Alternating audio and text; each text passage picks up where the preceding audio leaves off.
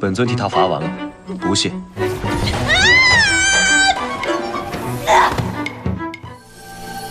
你们可要好好盛开，待神尊回来之时，见到你们定会欢喜。这白绝都走了10000年了，雪神还在这守着，这份深情真是感天动地啊！何人在此？白绝真神，雪莹见过神尊。这就是白绝？万年未见，神尊依然没变。你怎么在这儿？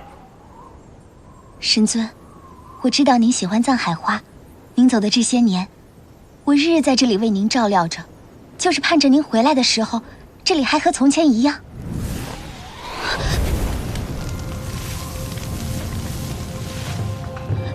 神尊，本尊早就说过，非得诏令，任何人不得私入我长渊殿。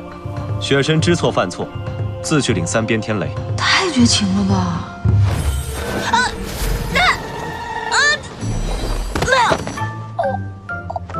疼吗？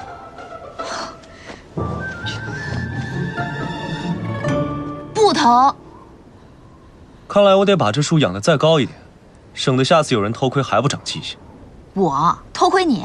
本尊没兴趣知道你是谁，请回。还有你，慢着，这片花海耗了雪神多少心血，你说毁就毁了。你怎么这么没有人情味儿啊？本尊是神，要人情味做什么？你，此乃本尊的殿宇，本尊爱怎么烧便怎么烧，与你何干？这神界就没有我上古管不了的事。上古，雪莹见过小殿下。雪神，你放心，我一定会为你主持公道的。明日我就把这薄信郎贬到下界去。就凭你，3界主神？就凭我。放手！干什么呀？流氓那么凶啊，怎么回事呀？我看该贬下界的人是你吧？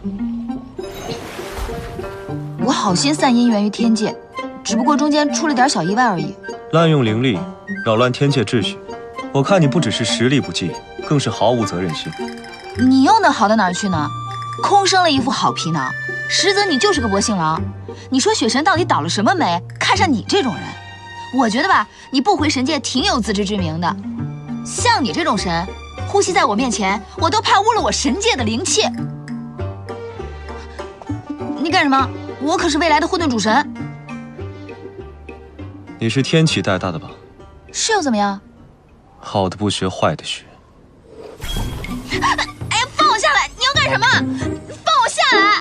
今日你缺席琼华宴，扰乱姻缘词，按律法该罚10边天雷。你放肆！你放我下来！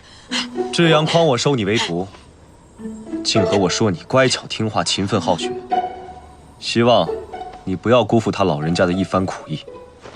回去告诉智阳，本尊替他罚完了，不谢。